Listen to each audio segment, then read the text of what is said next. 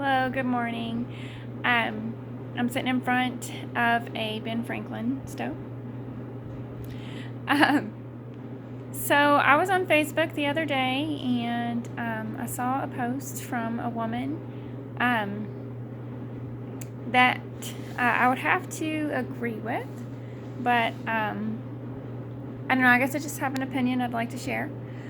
So the post said that sometimes older women they forget what it's like when you're young, having to be a mom to little ones. It's very rewarding, but it's also extremely difficult. And they'll walk right up to you in grocery stores and tell you to enjoy every moment. That's basically what the post said. I have to agree that maybe they forget, but my opinion is they're not wrong. The older women are not wrong. So when my little boy turned 3, I realized that this was going to be the last year that he was going to be a toddler, last year that I'd ever see him, view him anything like a baby. It'd be the last year he'd ever be a baby. So I started responding with a lot more grace. I just made a video about how one day I felt like I was having a heart attack. And the next day I just started responding with grace to my children. And then every step just trying a lot harder to choose peace. So from that moment on, it was almost like I had to choose peace and choose to speak with more grace. But in that decision, I also saw that, he's not going to be little for very long.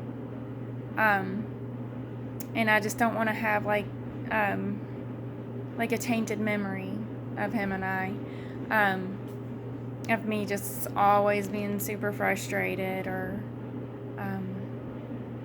not, like most of the time, not responding in grace. I didn't want to have that memory. So I started a habit to where every day I set a timer and I stopped what I was doing and I would go in his playroom and I would play with him one-on-one.